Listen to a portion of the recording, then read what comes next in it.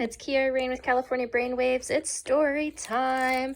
This is the little receipt in my hand from my checkout. I'm going to see if I can make that shot. How much you want to bet?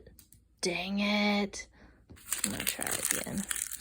This is also left-handed because I'm holding the phone with my right. It's just, make myself feel, that was even worse. Nobody saw that. Nobody saw that. All Birds Have Anxiety by Kathy Hoopmann. Oh, little foot trails are so cute. Some praise. All right. In a perfect world, everyone would cope with life just fine, and no one would be anxious or worried.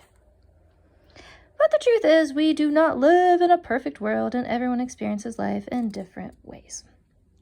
Some people feel anxious and worried about anything and everything. Of course, everyone feels anxious sometimes, which can be good when you need to take care, or there's danger nearby. Being anxious can also help you hurry when things need to be done. However, some of us are anxious even when we were not in danger and life seems to be going well. The take care thoughts, the danger warnings, and the hurry urges get out of control and become monsters in our minds. When stress builds up, anything can set off anxiety, such as a change of plan, something new, a comment, a thought, stuff. Even thinking about being anxious can make you anxious.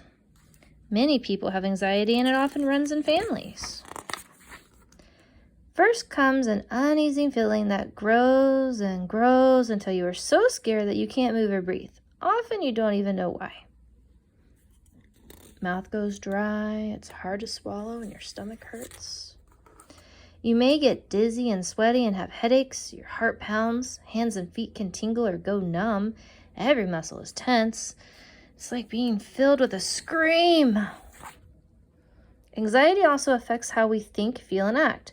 We are sure that nothing we ever do, say, or try is good enough. Even if we do well, we are certain it was a mistake. When we are overwhelmed and frightened, we see everything that goes wrong and nothing that goes right. Over and over again, we worry about the future and replay the daft things we did in the past, never stopping to enjoy now. There is no off button. Our minds become a fog. We sit and stare with brains like cotton wool and don't know what to do or how to do it. Everyday jobs like combing hair, changing clothes, or making decisions are too much to think about. I like the combing the hair part for this bird. To make things worse, we don't sleep well. That's perfect. We lie there knowing we have to sleep. Then we worry that we can't sleep, which stops us from sleeping. Ugh. Wide-awake thoughts churn in our minds. Am I good enough? I can't. I must. It happened years ago, but I remember. How do I want to follow this? What if there's an accident? I should. Something bad will happen. What did I forget? I bet I fail. Did I say the wrong thing? Do my friends really like me? All that makes us completely exhausted. Other times we may panic. Calm down, people say. Things aren't that bad. But they don't understand that when fear grips your brain, it takes over your body, and you will do anything to get to safety. Anxiety can make us hyper aware of what needs to be done now. It's worse when people say, well, why don't you just start? We know we need to start, but we don't know how.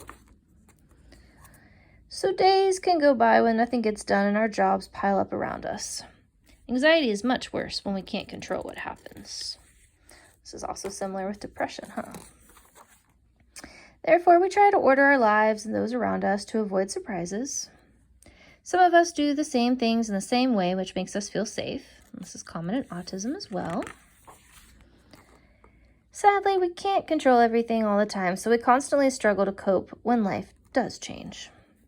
Sometimes friends say, let's go for a walk. It will do you good. and it does make us feel better.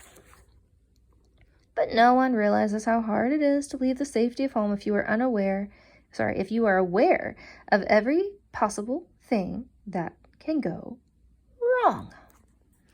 Even if we want company, the thought of being in a crowd fills us with fear. We have no idea what to say, where to go, or how to behave. We are worried that others will watch everything we do and judge us. Sometimes we are so tense that we can snap at others. Often we go off by ourselves, cancel plans, leave early, or just don't turn up.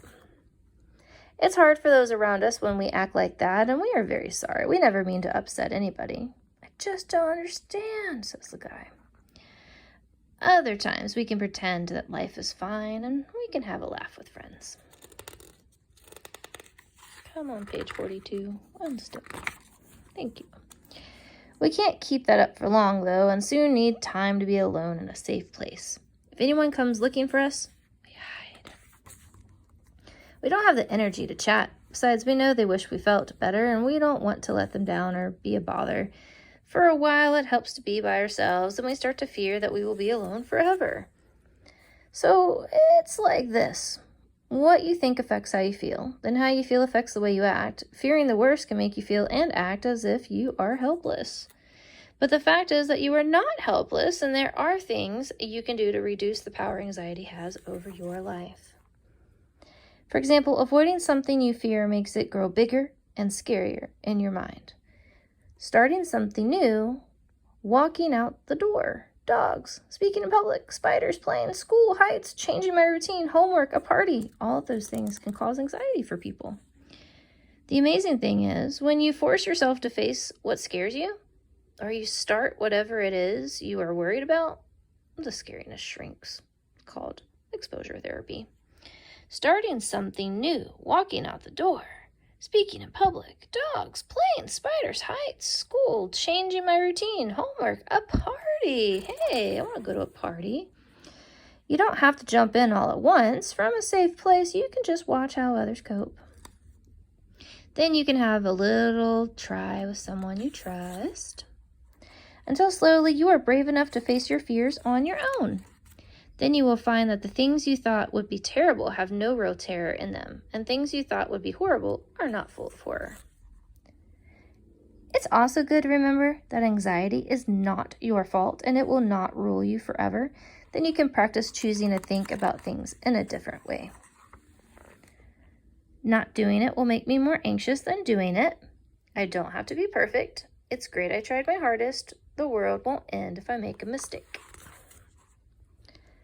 It can help if you don't fear anxiety when it comes along. Instead, accept it with an annoyed sigh. Oh, it's you again, anxiety. Seeing it as something outside of you gives you power over it. Exercise, plenty of sunshine, and a healthy diet are all a huge help. So is snuggling a pet. Being with those who listen to us and accept us makes a world of difference. Learning how to relax and how to breathe deeply can bring peace. Caring for others in need can help you forget your own worries for a while. Until finally, there will come a time when you can glide through your days without anxiety. Then you can look forward to whatever the future brings. Although that's a chicken on a farm. And even better, you can be happy living it.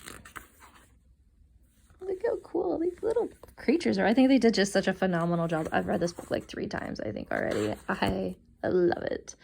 So thank you so much, Kathy Hoopmann, for writing it.